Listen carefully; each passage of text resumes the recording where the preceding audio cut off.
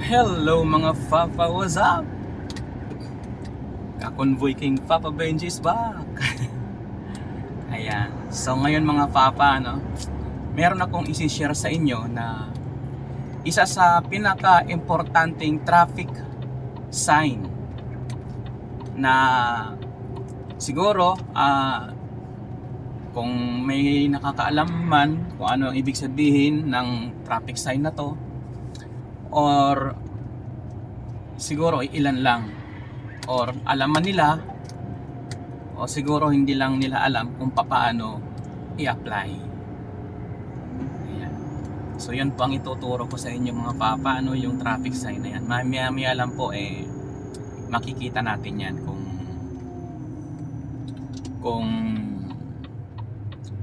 ano ibig sabihin yan. At sa mga hindi pa po nakakaalam sa traffic sign na yon, ay ipapaliwanag ko po yun sa inyo mga Papa, Ayan.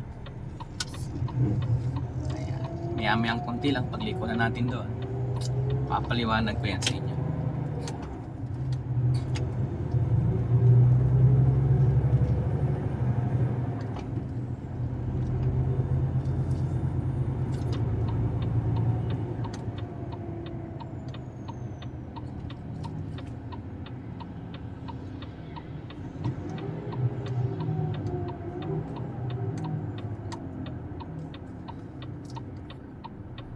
Kakanan tayo dito.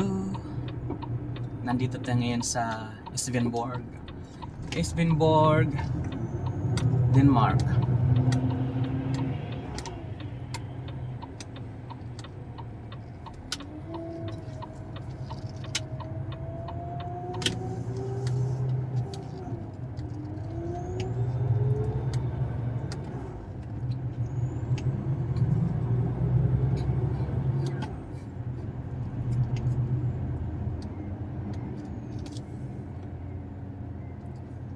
Magdi-deliver tayo dito ng mga refrigerator, washing machine, mga appliances.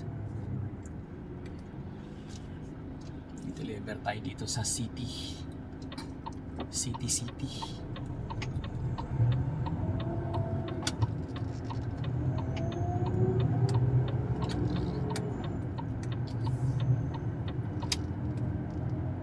Ayun na siya mga Papa, Kung mapapansin niyo yung kalsada natin, ano siya, narrow siya. Tapos meron siyang sign. Yan yung kulay blue na yan, meron siyang sign na sa puti. Ang puti ay nasa kanan at ang red ay nasa kaliwa. Yan. So mapapansin niyo ang kasalubong natin ay nag-giveaway. Ayan. So, ang meaning po nung kalsada na yon, dahil ang kulay red na arrow ay nasa kaliwa at yung kulay white ay nasa bandang sa side ko. Ang meaning po nung sign na yon ay priority for opposite lane. Yun po ang tawag doon sa sign na yon. So, priority means ikaw ang priority. Dahil ang puti ay nandun sa bandang side mo. So yun po yung tawag doon sa traffic sign na yon. Importante po yun. Hindi po hindi po yun basta-basta na porket narrow is pasok ka na lang ng pasok.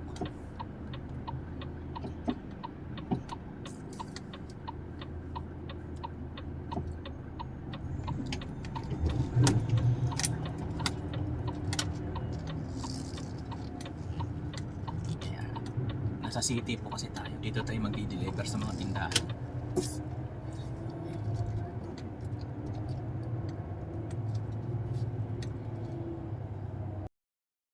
So, ayun na nga mga Papa, Ang tawag doon ay priority for opposite direction.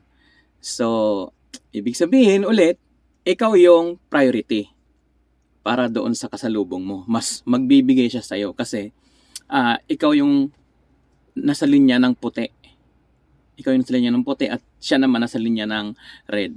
So, hanggat nasa red yung lugar niya, siya yung magbibigay sa'yo. So mamaya balikan ulit natin yung kalsada na yon kasi mayroon din doong pagbabago. Ipapaliwanag ko ulit mamaya kung ano naman ang ibig sabihin or ano ang tawag naman doon sa kabilang side. Ayan. So ganun po yun siya at mamaya po ipapaliwanag ulit natin yan. Ayan mga papa, tapos na tayong mag-unload. Tapos na tayong magpadiskarga ng mga appliances. Ayan, ganito po kasikip.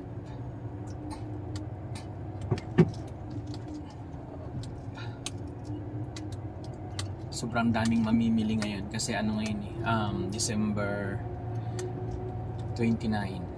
Ayan. Padaan mo na ako. Daan lang, may kiraan. Thank you. December 29, mag-New Year na po at Happy New Year nga pala mga papa, no? Happy New Year. So kaya maraming mamimili ngayon. Kasi mga tindahan to eh. Kaya ganun karami ang mga tao at sasakyan. Okay. Pasok na kayo at makadaan ako. Thank you.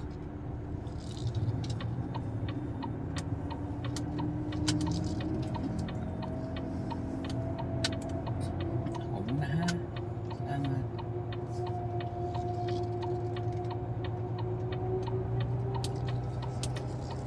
Daming tao.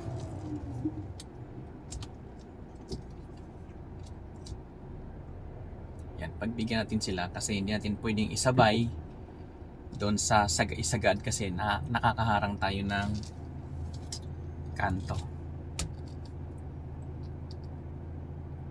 Kaya dapat pagka may traffic, yung mga kanto, wag nating haharangan. So ngayon, pwede na tayo. Yan, sumabay.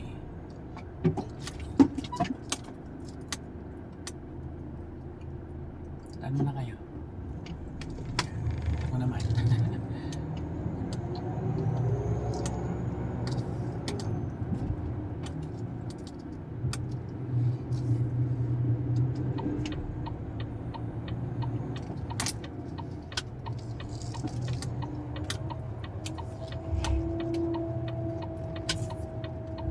Sikip ng kanilang city. City! Kasi maliit kaya city! Sa mga roundabout, lagi po natin iingatan yung mga bike lane kasi walang pakundangan ng mga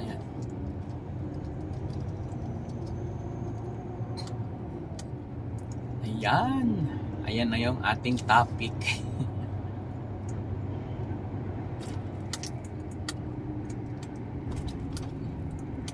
Ayan, kung mapapansin ninyo mga papa, no?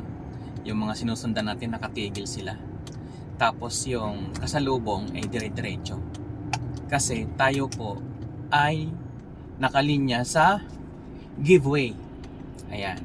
Nakalinya tayo sa giveaway for opposite direction. Ayan. Kung mapapansin niyo yung bilog na yan,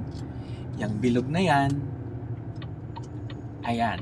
Nasa atin ang linya ng red at sa kaliwa naman ay ang black.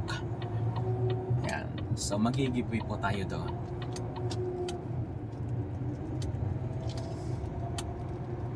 Ayan. Yun po ang rules.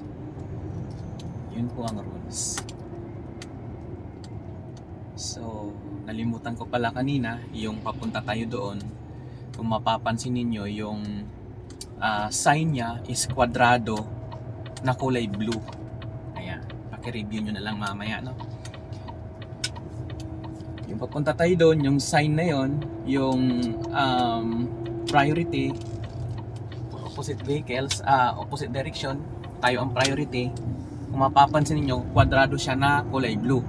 So, ibig sabihin po nun, mandatory po tayo na priority. So, nung pabalik naman tayo, bilog.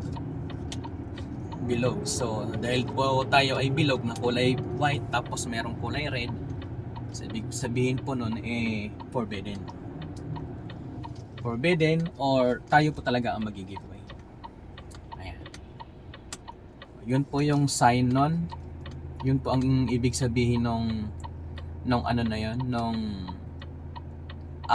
tawag dito, nung direction na yun, nung traffic sign na yun, yung po ibig sabihin. Ayan.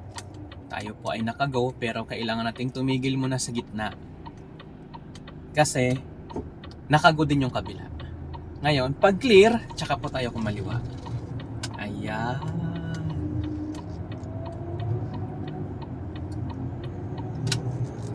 So, yun lang mga papa, ano? Maraming salamat at may explain natin lahat yan.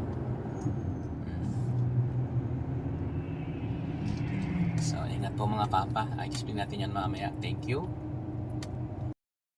So, ayun na mga papa, ano? Napansin ninyo na may pagkakaiba. So, dahil doon sa panibagong ano kanina, sa pangalawang daan natin kanina, nung binalikan natin, kung mapapansin ninyo, yung red naman ang napunta sa akin or sa'yo or sa atin. Ayan, yung red naman. So, ibig sabihin nun, ulitin ko ulit, give way. Give way for priority direction. Ayan, so ikaw ang magi-giveaway kasi nasa iyo yung red. Yung red ang napunta sa iyo. So, yun po yung ibig sabihin or meaning or yung tawag doon sa traffic sign na yon. So, ang iba po kasi sa atin hindi po alam yon, hindi kabisado. At least ngayon medyo may natutunan po tayo at sana may apply po natin yan. So, pagka giveaway, tayo po ang magbibigay. So, yung direction, yung pabalik, yung opposite direction sa'yo, siya naman yung priority kasi ikaw yung magi-giveaway. So, yun po yung ating topic ngayon. So, God bless mga papa, ano? And ingat sa biyahe at sana ma-apply natin yung mga traffic rules. Maging aware po tayo lagi sa lahat ng mga traffic sign dito dahil yan po ang magliligtas sa buhay natin. So, thank you mga papa and God bless. Bye-bye!